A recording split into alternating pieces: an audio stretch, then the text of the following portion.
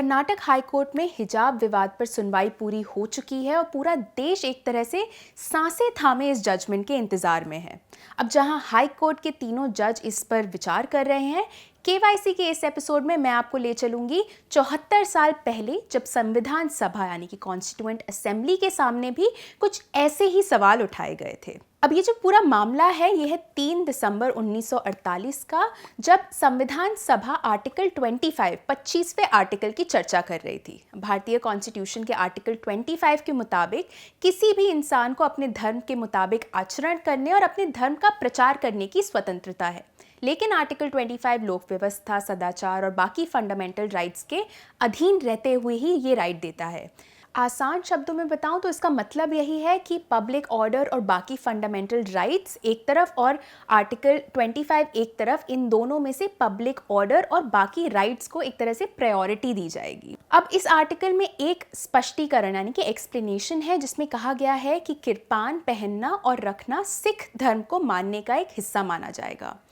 अब जब ये आर्टिकल डिस्कस हो रहा था, उस समय एक आवाज़ उठी। तजमुल हुसैन, जो कि बिहार के एक बैरिस्टर और राजनीतिक नेता थे, उन्होंने इस आर्टिकल में एक संशोधन, एक अमेंडमेंट का प्रस्ताव रखा, जिसमें कहा गया था कि इस प्रस्ताव से कॉन्स्टिट्यूशन में ये लिखा होता कि किसी भी व्यक्ति के पास ऐसा कोई चिन्ह या मार्क या नाम नहीं होगा और वो ऐसे कपड़े नहीं पहनेगा जिससे उसके धर्म की पहचान की जा सके। उन्होंने समझाया कि जैसे प्रसाद नाम से पता चलता है कि कोई व्यक्ति कायस्थ है और सैयद नाम से ये पता चलता है कि कोई इंसान मुसलमान है, इसी तरह से ऐसे नाम नहीं होने चाहिए जिससे किसी के धर्म का पता चल सके। उनका ये मानना था कि धर्म एक व्यक्ति और भगवान के बीच का निजी मामला है, और उन्होंने कहा कि जैसे यूरोप और अमेरिका जैसे सभ्य स्थानों में किसी के नाम या कपड़ों से उनकी धर्म की पहचान नहीं की जा सकती। उनके कपड़ों में एक तरह से एक यूनिफॉर्मिटी, एक समानता होती है। इसलिए उन्होंने कहा कि वहीं भारत में धोती दिखती है, कहीं पजामा दिखता है, कहीं कुर्ता दिखता है और कहीं कुछ भी नहीं दिखता, वस्त्रहीनता दिखती है। इसके बाद उन्होंने धर्मनिरपेक्षता और राष्ट्रीय एकता के नाम पर गुहार लगाई कि भारतीयों के पास एक तरह की पोशाक होनी चाहिए, एक तरह का नाम होना चाहिए और कोई धार्मिक चिन्ह नहीं होना चाहिए।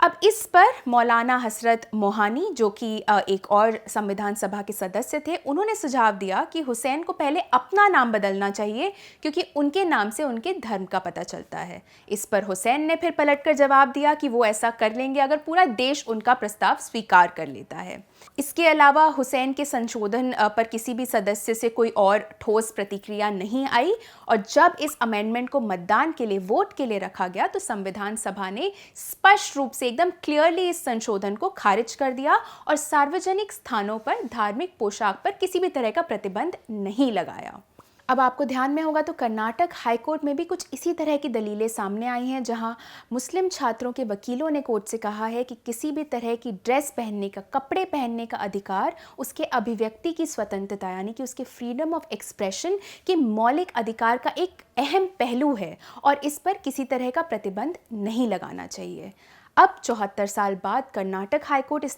पर किस तरह की टिप्पणी करता है, इस पर हम सभी की नज़र अब टिकी हुई है। द प्रिंट के लिए मैं अपूर्वा मंधानी। ऐसे और वीडियोस देखने के लिए हमारे YouTube चैनल को ज़रूर सब्सक्राइब करें और हमें ट्विटर, इंस्टाग्राम और फेसबुक पर फॉलो करें।